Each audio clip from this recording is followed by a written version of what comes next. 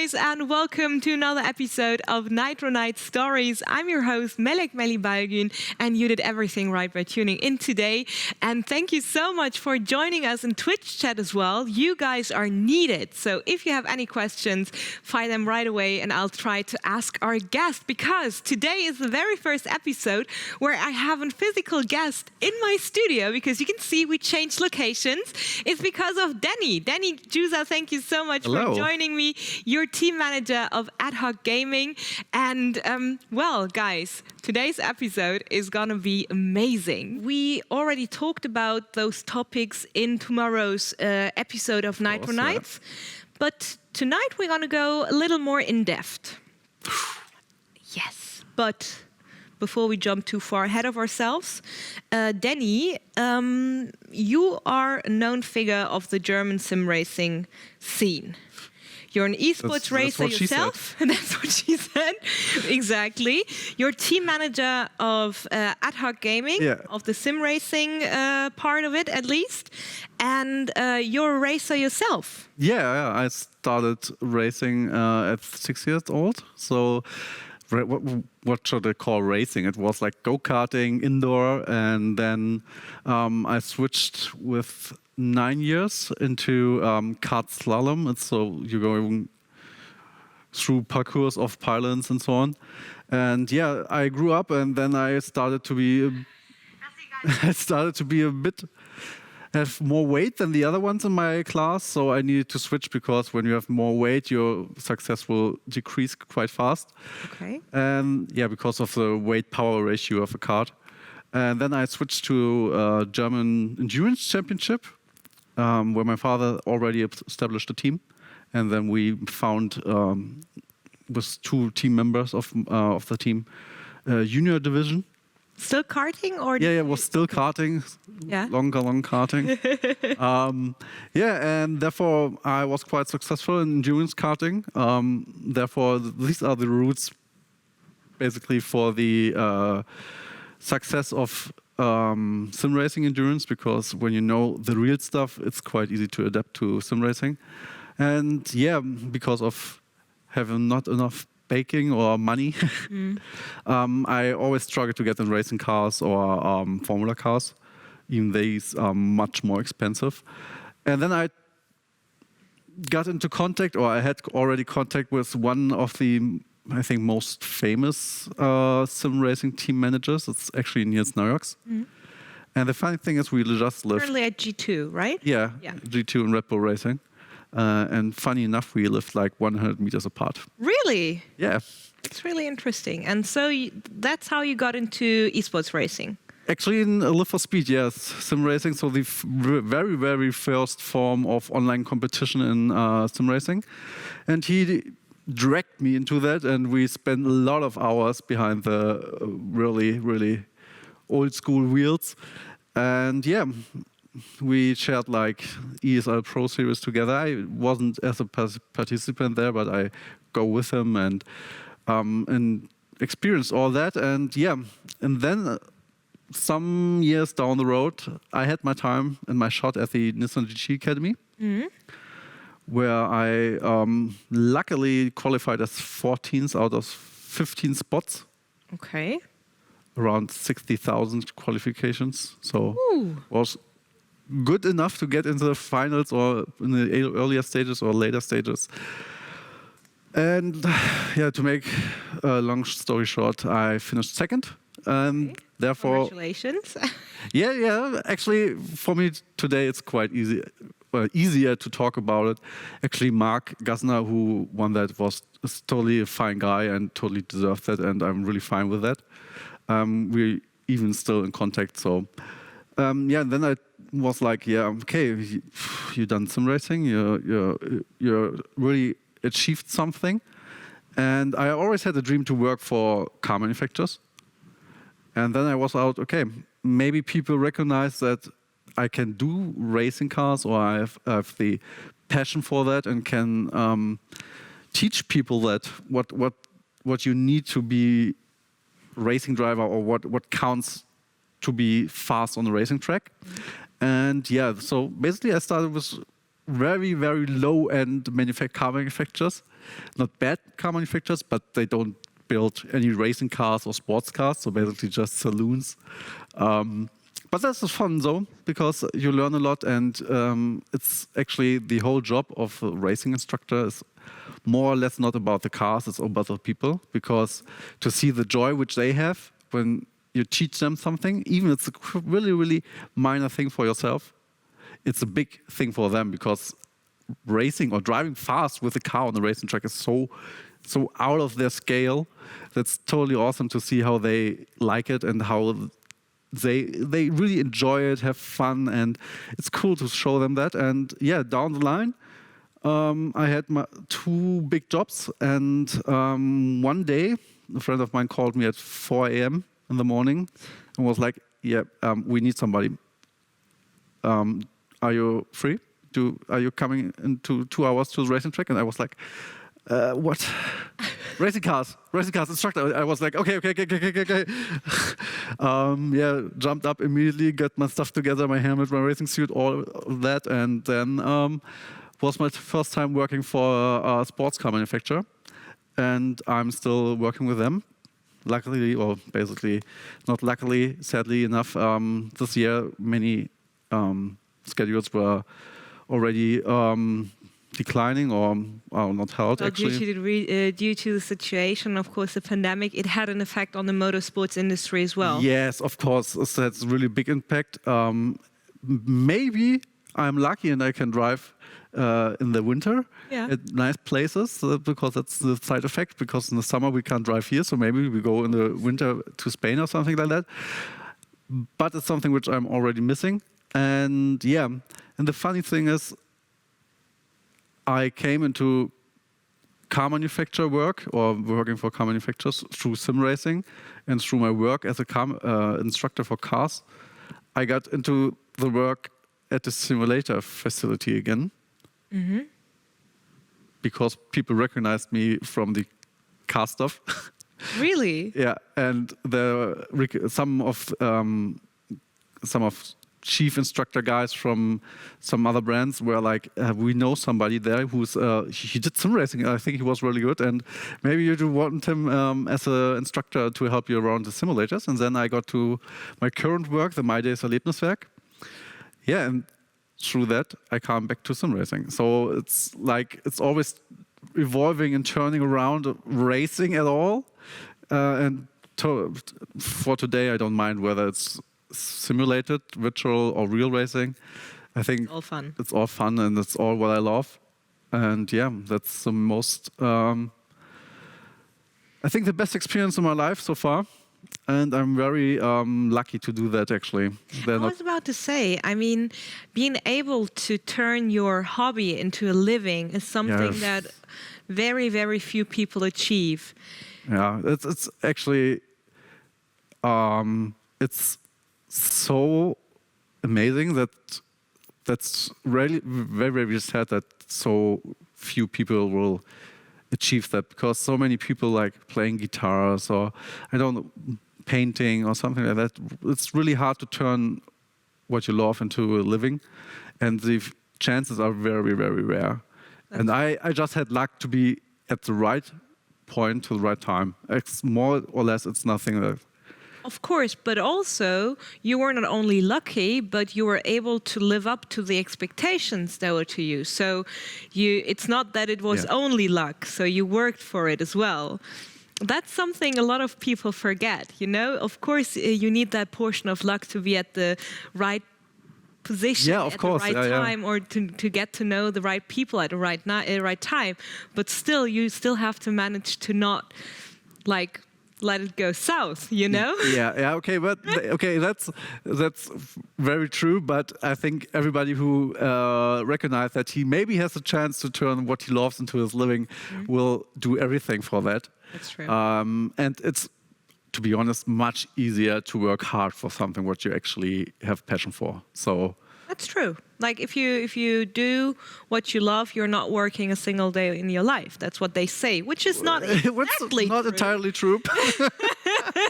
Not entirely, exactly, but still has a lot of truth in it. But guys at home, you can get involved into a show.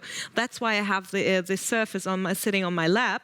I'm reading the Twitch chat like right now. So if you have any questions regarding esports racing, regarding ad hoc gaming, or maybe regarding the role of a team manager, or maybe overall questions to Danny, fire them right away in Twitch chat and I'll pick them up and ask Danny. So I'll be your voice.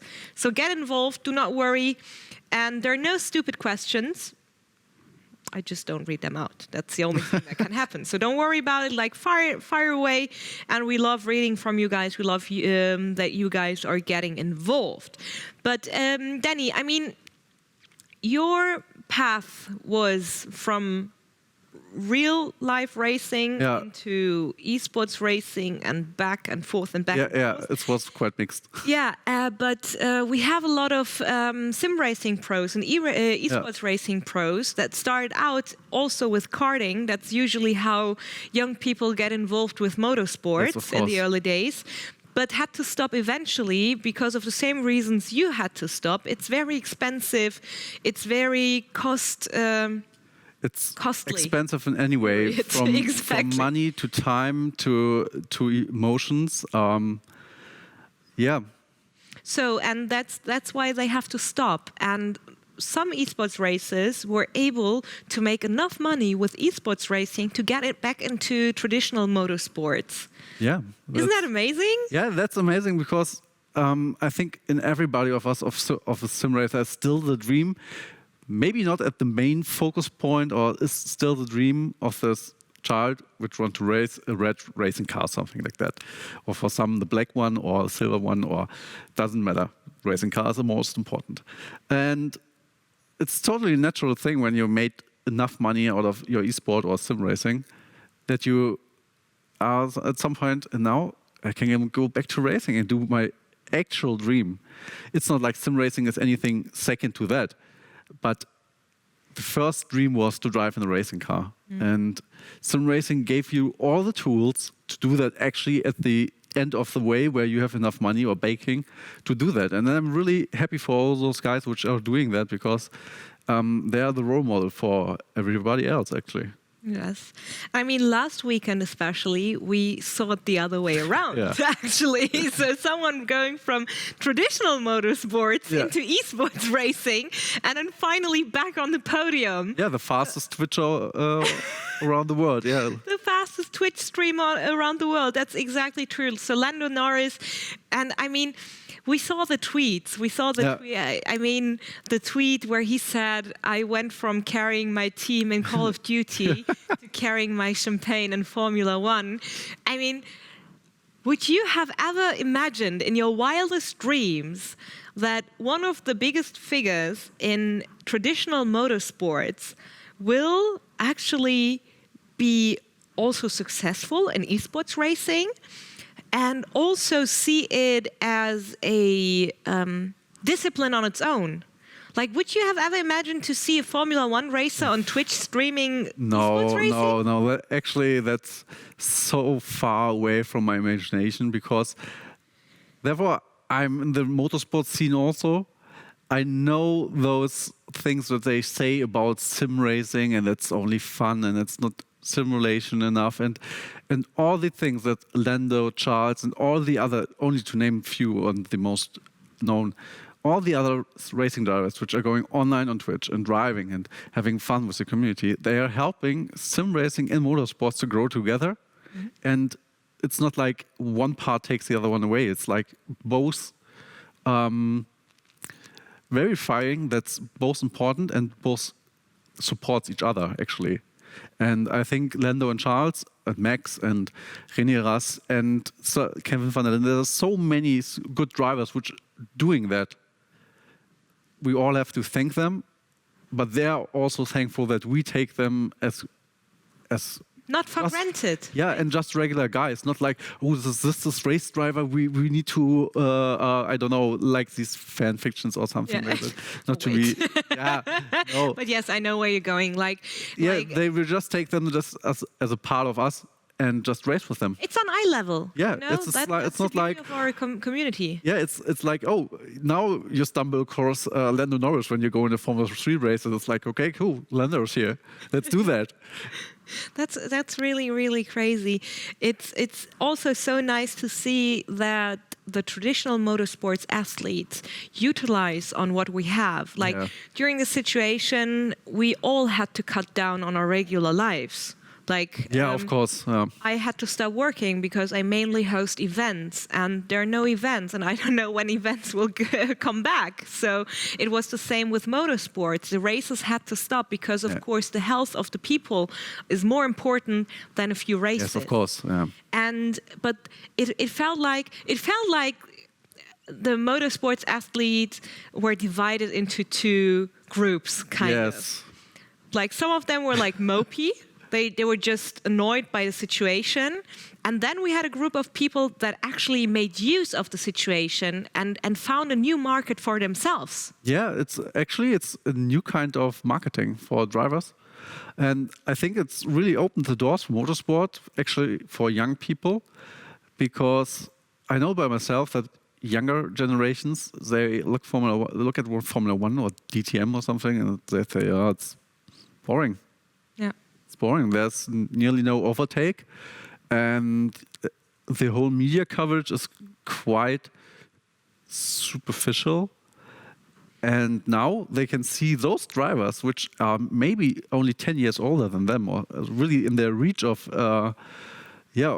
really connectable to them, are doing sim racing and are like, oh, he subscribed to my channel and left a nice message. I read it out, and this is totally new art and way to connect for racing drivers with their fans, and the other way around, and that's totally breaking motorsports apart. You are absolutely right, because when I think back of motorsports, when I had no connection to esports racing or sim racing, I only knew the cars. Like, I knew there was a helmet sitting in that Formula 1 chassis.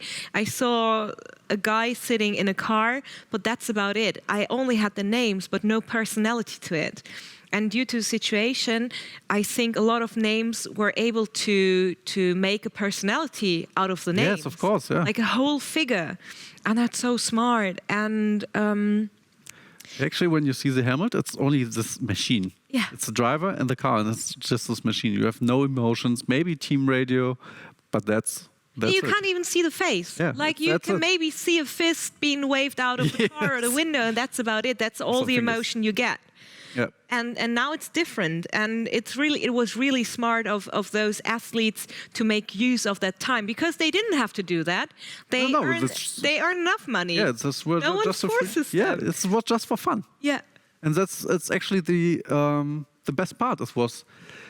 There was no intention of gaining money or making money. It was just for their fun. Yeah. But also, we talked about it during the episode, which is going to air tomorrow. So do not forget to tune in tomorrow on YouTube, overtake_GG, and of course on overtake.gg. And just stay tuned on Twitter. As soon as the episode is out, tweet will be fired away and you can go and watch it. And I mean, it was quite difficult. A lot of people really enjoyed the matter esports racing, but then it felt like some athletes were kind of threatened by the topic esports racing. Yes. Like accepting esports racing as a community on its own and as a sports on its own would make the traditional motorsports lesser of a sport. That's how it felt for me. Yeah, but that's... Like that this was their mindset, not that I think. But I can't understand that actually, because everybody in sim racing, motorsport, well, let's talk about sim racing, because motorsport is a quite big topic, and there's so much dynamic between brands and marketing strategies. But in sim racing, everybody's totally aware that we don't actually race racing cars. We do race virtual cars, which are the imitation of the real car. We don't know whether, as a sim racer, we don't know how this car will feel because we never get the chance maybe to drive that. But the most important thing for us, and which I think many racing drivers will also agree, is the racing itself. That one guy or 20 guys driving against each other is the same on track like virtual. And that's the most important part because nobody actually watching Formula One for the podium champagne. Nobody watches for the stuff right before the racing. The people want to see, as example, Lando going out flying, send it all the way to get under 5 seconds to Lewis Hamilton. That's what the people want to say. They want to see action, racing, and competition. And that's the part which sim racing and real racing connects. And there's no thing like, sim racing takes fans away or something, or demotes motorsports, because motorsports is in some degrees much more complex than sim racing, because there's like the real development of cars from racing car to road car. So both worlds have their... See, that's what I don't understand. Like them being kind of, I don't want to say afraid, but or scared, but kind of, it is actually the right term to use, that they're kind of scared that sim racing takes away something from the cake that belongs to them. But why would you think like that? But what cake? Yeah. So I mean, the cake is big enough. I think actually I would take another example. It's Formula E. Because when Formula E started, everybody was like, yeah, it's shit. It's like, sorry for shit. These are electric cars. Nobody likes this. Who will race that? Was like one of the first things which people said about Formula E. And now look at it. So there are so many Formula One drivers, ex-Formula One drivers, Le Mans winners. There are really state-of-the-art racing drivers. There's no one who's really out of luck there or marketing purpose. And today it's a world championship. So when you win there, you're a world champion, equal to Formula One world champion. And today it's totally accepted. The audience can get involved as well, right? Sorry?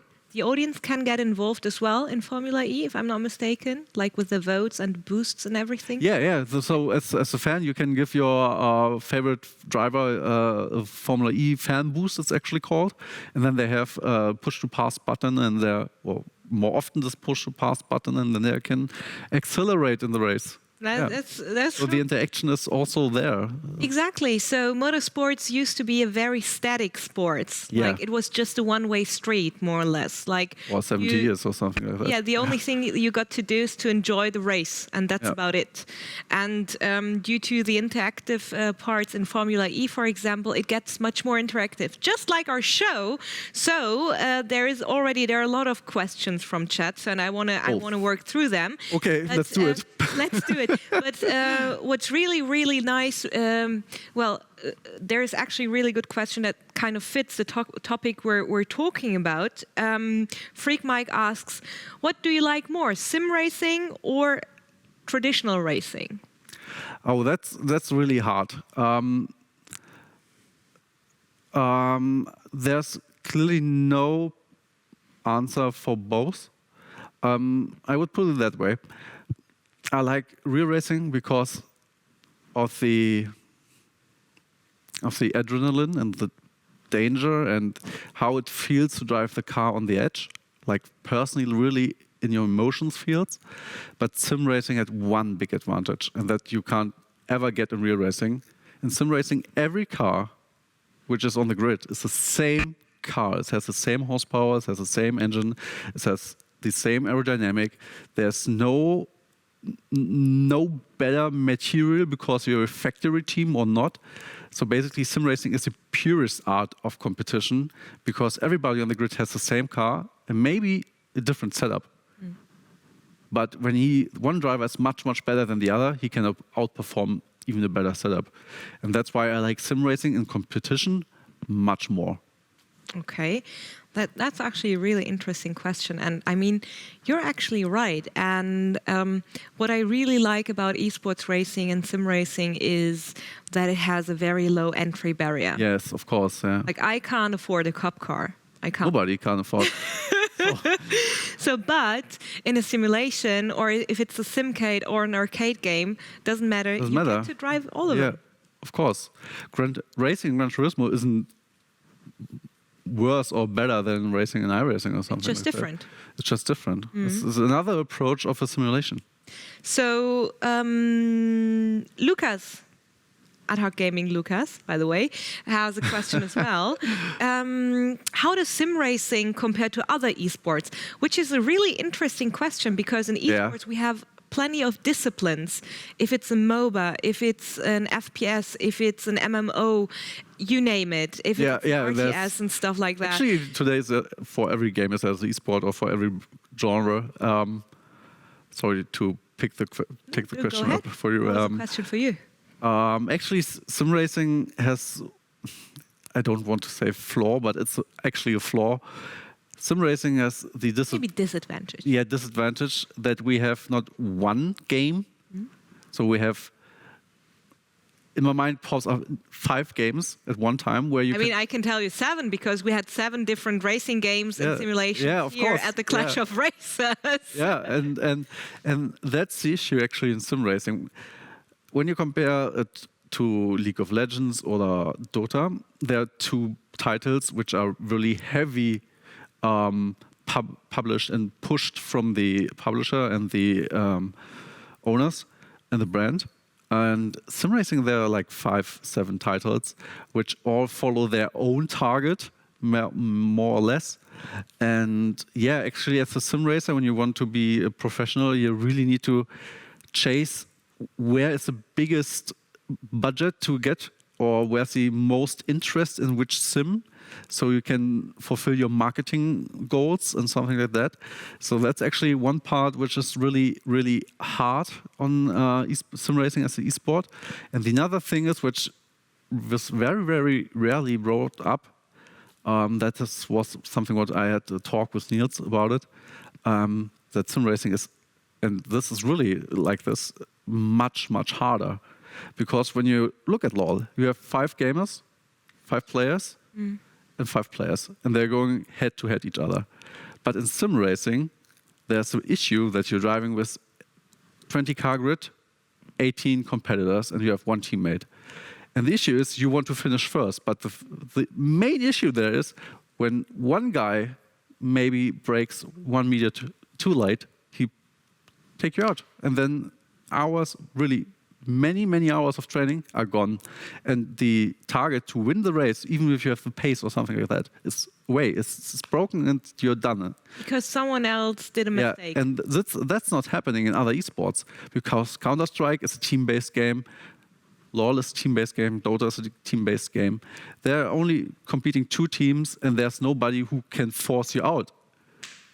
You're absolutely right. I never thought about that like that. Yeah, and that's because it's such an RNG factor. Yeah, and it's actually an RNG factor, and because a person probably taking you out is an RNG factor, you know. Yeah, and that's the main problem actually, because sim racing not comparable to other esports, because the art of competition is totally different, and actually nobody would watch 5-on-5 race from 2 teams. No, that would be weird. Somehow. Yeah, I think that's the way how sim racing started actually in the ESL. Really? Yeah, Need for Speed 1-on-1 and 2-on-2. Oh yeah, I remember. Oh, that's a long time ago. Yeah, that's a long time ago. I still have this profile.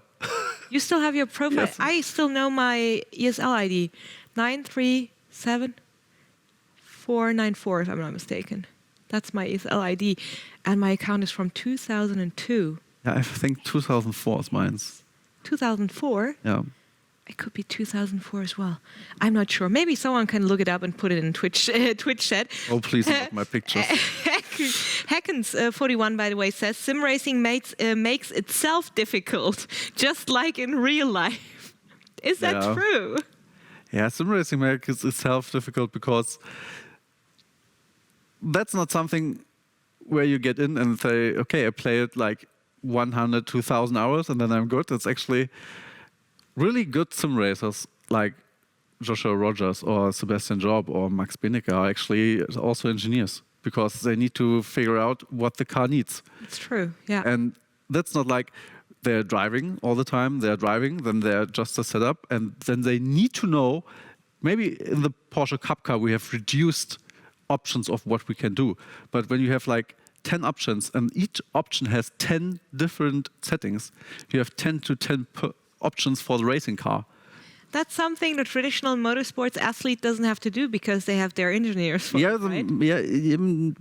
Yes, they have the engineers, but they still have to have this engineering skill to say, they come out of the car and say, oh, I think in turn 3 I need a bit more front grip because the car is doing that and that. And actually this is really one of the most parts where motorsports is really lacking, because many drivers can't do that because they don't get it in their education of a racing driver. And as a sim racer, you're left alone. And when you want to drive, what kind of setup? What kind of setup? And then you already start to get interested in yourself for building setups because you don't want to be left alone on the racing track without anybody. Of course, when you're racing, at some point you can't physically get better. You can't, like if you're hitting the apex right, if you know how to turn in what corner and how to take the track and what the difficulties of the tracks are, you have to work on the material, not on your racing skills, because at some point you reach the end of the rope. Yeah, and when then you change the setup, then you can proceed again to be better as a racing driver, because some people think like these alien setups are totally stable or something like that. No, it's often not like that. Often even when I gave my setups away in my pro time in the iRacing Blancpain, I was like, take my setup. And he was like, why are you giving me? I have no issue with giving you my setup because you can't drive it, actually. That's actually right. I mean, you have to... Yeah, when you see... Because the car feels different, right? Yeah. First of all, the car feels different. Second, the setup, when it's a sprint car setup, it's totally tailored to my driving style. So basically, you need at least my driving style to understand what the car is doing. And the second thing, or third thing, is I put so much training into this setup and adapting myself to the driving dynamics that you can't get into the car and drive it the same way around the corner, because I know everything what this car will do right before it does. So these are the things which are really hard in sim racing, actually, because you have so many values that you can change that it's not easy.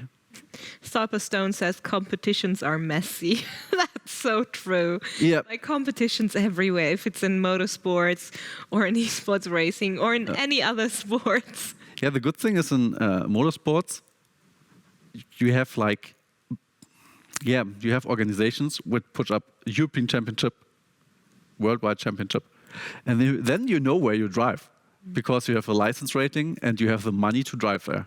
In sim racing, it's nearly for free, and only iRacing has this license type where you need to go on the A level, then qualify for Pro Series, and then you can go racing in Pro Series. Otherwise, actually, when you have enough time, you can drive everywhere. And you can work yourself up. Yeah. So a lot of people ask me, how do I get into the pro realms of competitive gaming? I mean, I managed it at my time back in, I think I signed my first contract in 2004 or 2005, which is a really long time ago, guys. Yeah. But it's funny that you already had a contract there. That's out of the norm, actually, for that time. That's true, but we had I played for the more professional teams in Germany, the more professional organizations, and with participating at the World Cup in 2007, we had a lot of perks like boot camp locations and whatsoever. Yeah. So back in the day, it was really there was something very exciting, signing a contract to be a professional computer player. It didn't make me any money, but I had travel perks. We got hotel rooms at LAN parties. Can you imagine? what are these things? LAN parties? Yeah. You mean these offline events? Yes. Yeah. Yes. Not only offline events, LAN parties. People are calling offline events LANs these days. I can't. Don't do that. That's not what it is. A LAN party is like you physically carry your computer into a hall with 200 or 300 or even 5,000 people. I think that was the biggest LAN party I ever attended. Yeah. And then you exchange at first the game which you want to play. Yes, I remember like setting up the computer because you couldn't find the network. Don't get me started. Those were the darker days with all the matchmaking features and everything. Yeah. Today it's really, really easy to play on a competitive level with friends. But back in the day it was work. It was really hard work. But still, let's get back to topic. Rubik's has a very, very interesting question actually. So guys, if you just tuned in, hi and welcome to Nitro Nights Stories. I'm here with Danny Giusa, and he is team manager at Ad Hoc Gaming and a sim racer himself. So if you have any questions, do not hesitate, put them in Twitch chat and we'll work through it. We have a little time left. So Rubik's question was, we talked about sim racing taking off the past few months. Yeah. And Rubik's asks, will the boom of sim racing this year persist in the next years, or will the growth stagnate? What do you think? Actually, that's a very hard question because nobody can see the future. But from my perspective in the projects where I'm involved right now, I see that companies and organizations start to form something to ensure the longevity of sim racing. And I would say we are already sitting in some projects here which want to maintain this growth and this hype. Actually, this Corona hype gave so many esports and sports and activities a boom. So that's not like a particular thing which sim racing benefited from. They were laughing at us for playing computer games, right? They were laughing at us, and now they found out themselves how much fun they actually are, and how much little of a waste of time it actually is. So yeah, after you play 10 hours, then it's a waste of time. But yeah, I think this whole lockdown phase and Corona is like a catalyst for kicking off greater things, and greater things will come and already in the making. And I think sim racing will grow over the next couple of years even more. And for me personally, I hope that my drivers or myself, we can really make a living of that in a couple of years. Because when you see there's really some drivers which really live of it, and it's these drivers which are doing Formula 1 esports series because they are attached to a real car manufacturer. And when we are honest, when you're working for Ferrari or driving for a Ferrari Academy, they don't care whether they give you 30,000 a year, 40,000 a year, because they have Charles Leclerc and Sebastian Vettel, which consume millions. Which probably make that in a day or a month, let's put it that way. Yeah, you're true. Like with more big brands entering an industry, there's also like an upwind. Yeah. Because a lot of people just learned about competitive gaming, especially during the lockdown and during the phase where like the life in the real life was like turn a little bit down, so completely shut down actually, but I just wanted to put it in a more diplomatic way. But they just learned about the matter competitive gaming. And I mean, sim racing is already around for much longer than actually this year. And it has already come this far and was already like, in my opinion, like the last year, like 2019, was already a really good year for sim racing. Yes, of course. It was a really good year.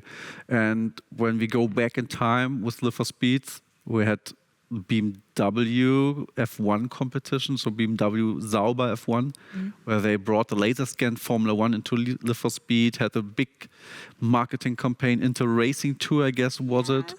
And Danny Engels, today G2 team manager, won the BMW M6 or something. I remember, and he was so happy. Yeah, and that was 90 Ks to that time. Yeah. So basically, What? He didn't have a driver's license. No, Then no. he won the car, but he didn't have a driver's license. I remember Yeah, that. that's sim racing.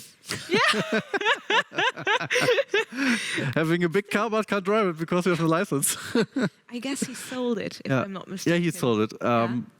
But at this time, sim racing had one of the biggest prize pools, and then it's all Collapsed somehow. Where did it go wrong?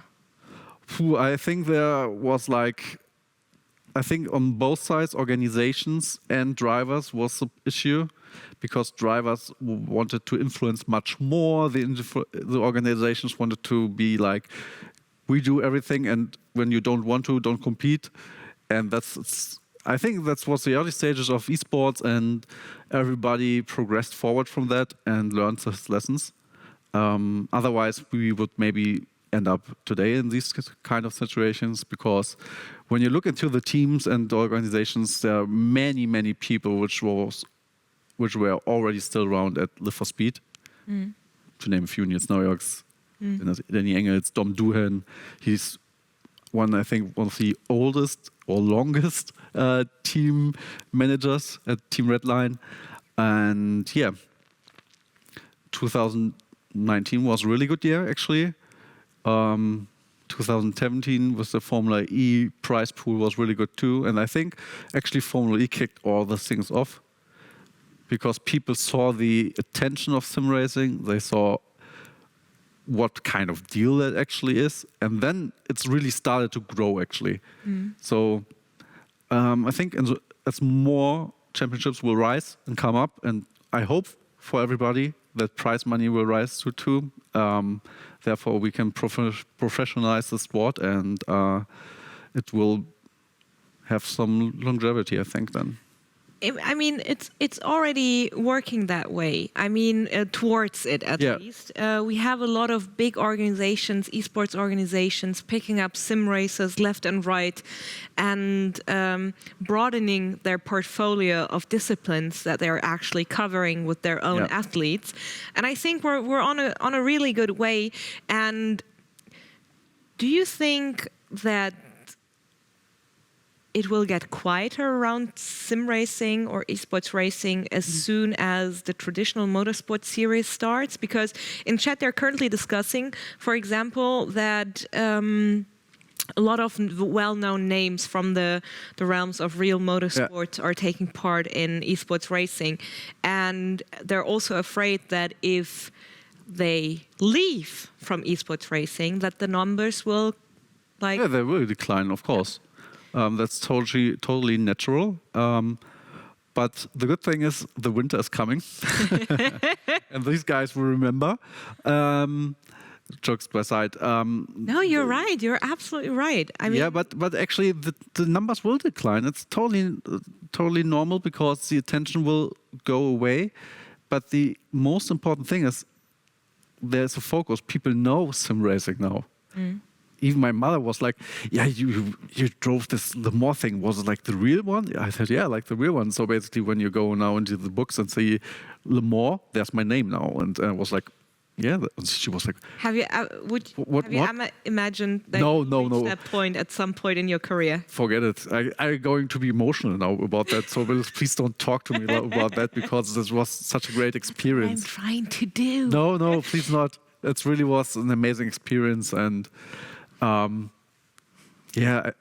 you want to talk about will sim racing decline, look at Le Mans made a virtual Le Mans, and at the Discord of this event, they already said they will do next year the same one. So basically, when these kind of organizations which have really like power in the motorsports, like marketing and influence, and when they say right after the event, okay, we do that next time again because it was really so good. I mean, they had 30 million viewers. It was crazy around the world, and it's like when I seen the numbers, I was like, so many people. 13 millions.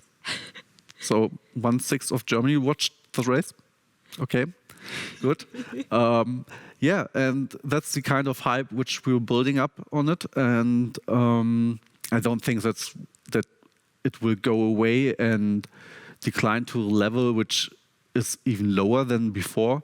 Because as my work as a team manager, I already do analytics and look out which sim has the most numbers, also most players, concurrent players, where it's interesting for sponsors to go to. And actually, since January, the numbers were increasing. And to look back into the last couple of years, there was never this kind of rate. So basically, even before Corona, sorry for switching to German. Okay. Even before Corona, the numbers were rising. And this shows that Corona was like accelerated everything, but there was already a steady line going up and showing that sim racing is a thing actually. And I mean, it's not too bad if things take their time, because if something is built up properly, it's bound to stay. Yes, of course. That's actually what I felt like a negative thing, because I got so many questions how to get into sim racing, and always was like, how I get into sim racing, and then was like, how I get a team, how I can money, and I said, look, your approach is totally wrong. My first question was, what do you expect from sim racing and your involvement there, and why do you want to get a team? And why should a team, which is already, that's what most people don't understand, sim racing teams have their own dynamics. They're often, look at Guanda, Pure before, when they're on the red line, my old team, SimRC, there's people which found their way together and do that because of friendship. And not because the money is the first thing which I put in front of everything. And that's why you can't build or buy sim racing teams in a matter of seconds, because they say, why should we go to somebody who gives us contracts and obligations, which we don't have actually now, and when we put work into that, we can gain money by ourselves. And that's what Guanda does, without any obligations to third parties. So there was quite also negative things coming into sim racing. But the whole thing that we got so much attention and we can do all these things, even that I'm sitting here is, I think, for me personally, one part of this whole Corona thing. And that's things which we never would done before without it. There's a lot of truth in that. And Neil Hackens just wrote, slow and steady is more sustainable indeed. I mean, slow and steady wins the race, right? That's what I learned from Nick Tandy. And there's a lot of truth to that in many, many parts of life, actually. And we have another really interesting question by Lars Fronius. Thank you so much for getting involved, by the way. Since it's a very recent topic, motorsports isn't in a good state when it comes to diversity. Can sim racing help? Of course. So basically, it's like, sounds a bit childish, but nobody sees your color or your gender in front of the screen, and everybody cares for the thing which you do on racing tracks. And that's one kind of what MMOs helps people. I read like a psychological article about that, because people can translate in the character which they want to be without shaming of themselves. And esports is totally free of these, or more free today, luckily, of these gender things or maybe diversity. Look at all the teams. We have so many people from other countries or born in Germany but with different backgrounds, and actually there's sim racing much richer than motorsports.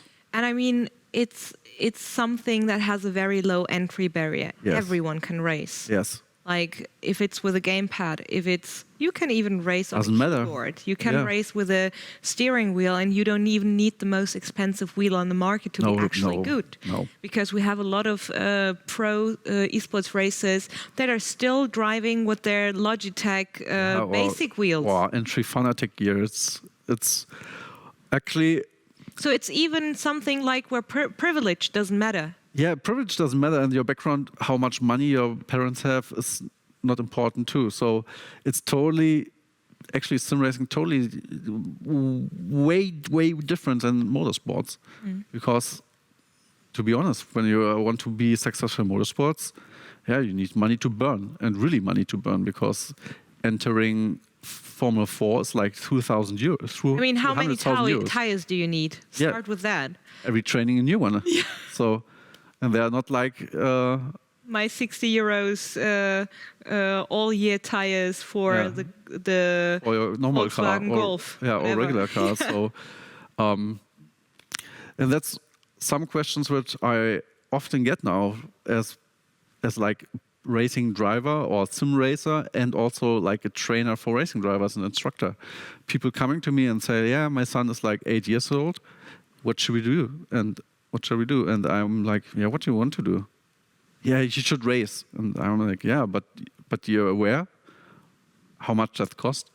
"Yeah, we have money." And I say, "How much?" And they're like, "Yeah, 20,000 euros." And say, "Yeah, 1 year." And then it's gone. And then you open up the world for your child, and he's getting into racing, and then next year it's gone because you don't have any founding anymore. And that's a good thing at sim racing. You have, when you spend 20,000 euros, you get 10 rigs. That's true. Even my rig, which is really state of the art, is like 5,000 euros, and I really was crazy and wanted to have. It's okay. It's your hobby. Yeah. You have the money. Yeah, it's still cheaper than my racing card. Yeah. That's true. And for my racing card, I need fuel, tires, and my sim racing rig. I click on my button for my PC and it's up, and then I can race every racing track in the world I want to. What's your favorite track, by the way? That's another question from the Sebring. Yeah, it's a freaking amazing track. Why? Because it's bumpy, so it's basically not like smooth, polished racing track, and it has everything what the driver can go to: hairpins, really slow corners, high-speed corners, and really some sections where you need to have balls. And that's why I love this track, because it's so technical, and the real racing there is amazing. When you think about the DP cars and LMP2 cars going there, totally crazy actually, and you can experience that by yourself. And with a direct drive wheel, it's really work. All right, that's also interesting, Danny. But I mean, we're almost at the end of our show. Almost. But one quick question is left. Okay. We haven't talked about your role as a team manager. You already mentioned a few things here and there. Yeah. But what does it mean to be a team manager for an esports racing team? Oh, being available all the time. Actually, I have very good drivers in terms of communication and even friendship. Therefore, I don't have any things to moan about. But the thing is, you're always between chairs. You try to fulfill everything what the organization wants from you. But for me personally, my drivers are my babies, so I care for them. I'm not like, they do that now, Luz, come on and do that and please go. They have their schedules which they need to really succeed as a racing driver, so I need to care about that they don't get too much stuff in their head, which is marketing or something like that. Then I do that shit. I do that stuff for them and try to leave them alone for their success actually. And everything else is like, gathering data, having data possible at any point of day, being around doing interviews or going into discussions with sponsors. Actually, when you have like a normal, regular job, and in the Corona time, I had 2 jobs. It was really like doing 2 full-time jobs sometimes. This was really hard, actually, but it pays off. Because when you see like, when you pave the road for your team, and then it's really paying off, and you see like success where you thought it's really hard to succeed, then that's really good. We also talked on tomorrow's episode about the strategic point of sim racing or esports racing. We talked about endurance races. How important is data? Everything, actually. When you have enough data, you know what the other guy's doing, and when you know what the other guy's doing, you can bring yourself in the position where you can outperform them. So basically, one of the easiest to understand tactical things are when you're going to do your last stop. Because some people or some teams going into races and just drive. And we actually care from the first minute, really like the first minute, even when you're starting grid. How much fuel do we need to manage? What can we do to extend our stint so maybe we can win by going 1/10 slower, 2/10 slower? Maybe we can save one pit stop. Because one pit stop is maybe at Spa nearly 2 minutes. And driving 300 or 400 reps on a racing track with 1/10 slower, it's nothing. It's really nothing. And you gain so much out of staying out of this track and just drive and drive and drive. And therefore, data is really important. But actually, it's really hard to get data because I think most of the sims don't think in these kind of spheres now. Is that a skill that you brought into esports racing from the real motorsport Yes, of side course. of things? Yeah, luckily I never been in the position of my team manager or the other guys which doing all the organization and managing stuff. But it was really easy for me for picking up these procedures and implement them into sim racing because I already had all these spreadsheets and this attitude how endurance racing actually work. And it was easily done to put everything together and just say your drivers, okay, let them pass, don't fight, save tires, save fuels. And it's like Niels Hagen said in the chat, slowly pays off, and that's really like endurance racing. It's not about speed, so not about the ultimate speed to do every one the fastest lap. It's not a sprint; it's a marathon. Yeah, and this is really like that. Yeah. And yeah, to be honest, today endurance racing is a whole other thing. Like 3-4 years ago, because everybody gets so much more professional. So basically, we're driving faster. But the thing is still the same. Save your tires, save you, stay out of problems. So that we already like applied like a workflow before you go into the car. So basically it's like get drinks, reset your router. Exactly, it starts way before the race actually. Yeah, so basically when you don't have food, drinks, you didn't reset your router or something like that. You want to get that 24 hours disconnect. Yeah, delete all your setups which you don't need, except for that when we are racing. Yeah. These are minor things. It's the same like when I put my racing suit on. For me personally, it's important to have the right shoes, my favorite ones, my suit which fits me the best, my helmet which I have like for years, and having like a routine which gets your mindset ready for race. And that's the same thing in sim racing. Doing all these preparations get you ready for racing, because then you know I've done everything for getting into the car and just drive. And therefore, you're mentally totally aware of putting your focus of driving. That's so interesting, guys. I hope you're taking notes. And Danny, we're sadly at the end of our show, but thank you so much for taking time out of your day. Thank you for this show here. It's really great. For joining me here for another episode of Nitro Nights Stories. And guys, thank you so much for being with me, at least in Twitch chat. I read everything you wrote. Thank you so much for getting involved. Thank you so much for all the questions. If you want to ask Danny something on Twitter, please on Twitter. Twitter DMs are open, so get involved. Reach out if you need help. And I hope you were able to take something out of today's episode. I learned a lot. Danny, thanks once again. And Thank you for having me. I hope to see you again in 2 weeks' time for a next episode of Nitro Nights Stories. And there's nothing more left to say then. Have a wonderful night, and I hope to see you again. Bye.